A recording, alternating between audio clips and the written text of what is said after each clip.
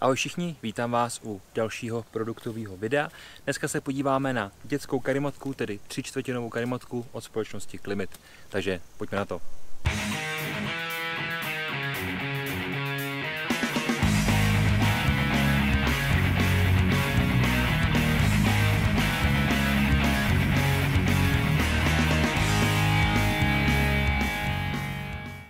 Po tom úvodu jsem se chtěl vrátit zpátky za stůl, nicméně jsem si říkal, že bych vám mohl takhle zůstat chvilku na blízku.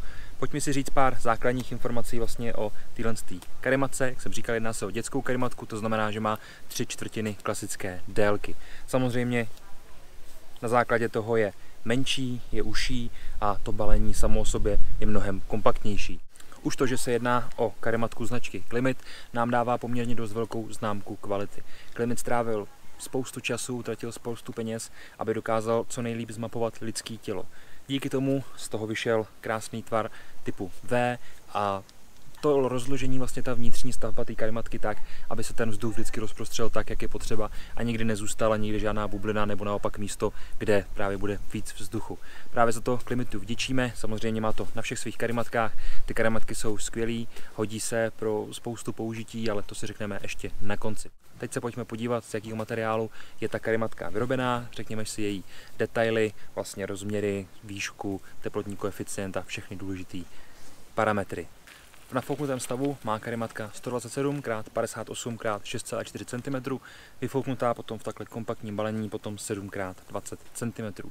Její váha je 383 gramů a vyrobená byla z materiálu polyester 75D, ostatně jako většina karimatek od společnosti Klimit. Všechny tyhle parametry, tedy konstrukce, výška a zvolený materiál, potom dávají teplotní koeficient 1,6. 1,6 je základní teplotní koeficient, vlastně hodnotí se to od 1 do 9,5, kdy 1 je nejméně. Tedy karimatka je spíše pro teplejší počasí, zkrátka někde v létě, když potřebujete přenocovat a tak dále. Tím jsme vyčerpali vlastně všechny parametry, které si můžeme říct bez toho, aniž bychom tu karimatku rozbalili. Teď se můžeme přesunout dozadu za stůl a říct si pár dalších věcí. Karimatku si nafouknout, lehnout si na ní, vyfouknout, zbalit a nakonec nás čeká už jenom závěr. Takže pojďme na to. Jak je vidět už takhle na první pohled, karimatka je opravdu velmi malých rozměrů. Kdybych to měl k něčemu přirovnat, je to možná menší než Nalgene flaška. Počkejte, vlastně já ji tady mám, tak vám to ukážu.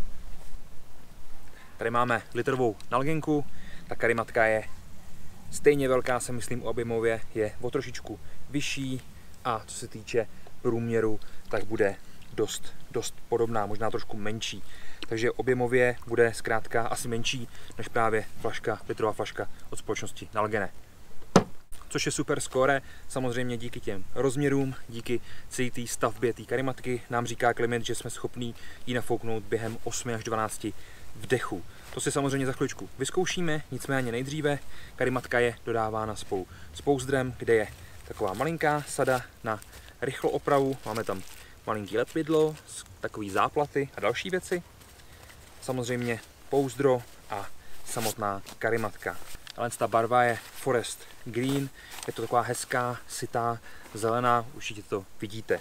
Dáme si tyhle věci na chvilku stranou a pojďme si říct zbytek informací k té karimatce. Jak je vidět od pohledu, karimatka je malá, jak jsem říkal, 127 cm na délku, vyfukuje se pomocí jednosměrného ventilu, vyfukuje se také pomocí dalšího ventilu. Tedy dvouventilová konstrukce, samozřejmě na spoustu věcí je to lepší. Ještě vám ukážu zblízka, jak ty ventily vypadají. Nad každým ventilem je nápis, tedy inflate, vdechovat nebo nafukovat, deflate je vlastně vyfouknout.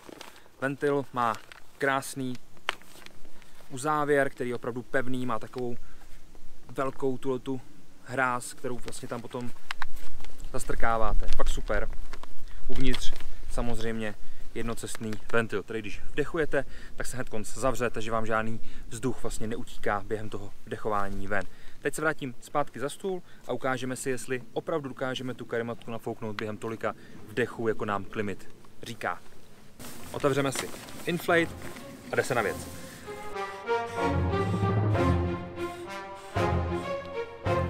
Tak co, počítali jste se mnou? Pokud jste počítali správně, tak Klimit opravdu nelže a splnil přesně ten rozsah, který říkal. Než si karimatku položíme na zem, lehneme si na ní a ukážeme si nějaké detaily, pojďme se pobavit o té konstrukci jako takové. Už na začátku jsem říkal, že Klimit strávil spoustu času, investoval spoustu peněz a osobního rozvoje vlastně do téhle konstrukce. Ta V-konstrukce spojovaná pomocí bočního panelu je ve světě karimatek naprosto perfektní. Proč? Protože když se na tu konstrukci lehnete, na tu Včkovou, tak díky tomu propojení vlastně po stranách se krásně ten vzduch rozleje do těch částí, které jsou potřeba podepřít, což je právě ten body mapping, kterým se věnoval Klimit velice dlouho.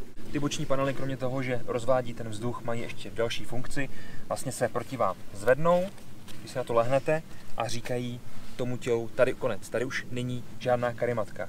Díky tomu to brání tomu, abyste z té karimatky vypadli nebo se nějak vysunuli. Zároveň máte stále pohodlné ležení, přesně takové, jaké potřebujete. Z jedné strany je ten forest green, z druhé strany je taková šedivá, takový grafit. Vypadá to velice pěkně, kompletně ta konstrukce je zkrátka povedená.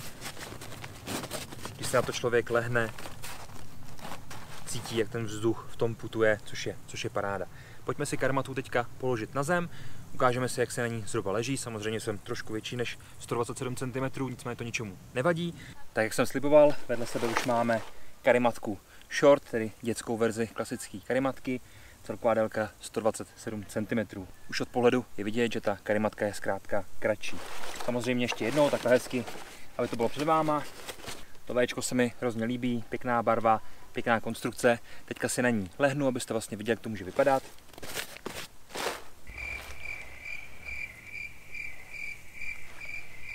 Samozřejmě mám trošku víc než 127 cm, takže část mého těla přečihovala, nicméně ten posed vlastně, nebo teda to ležení je velice pohodlný. 6,4 cm na výšku je dostatek, abyste necítili nikde žádnou zem, zároveň se vám krásně rozleje celý ten vzduch na ty důležité místa, takže to ležení je velice pohodlný. Pojďme si nyní ukázat, jak se taková karimatka vyfukuje.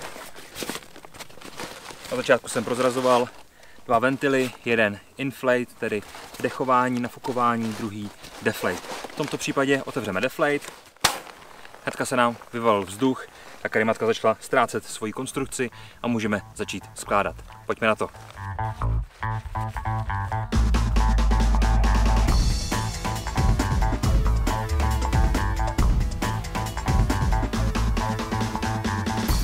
Tak samozřejmě díky tomu, že ta karimatka je velice malá, tak bylo to vyfouknutí naprostá hračka.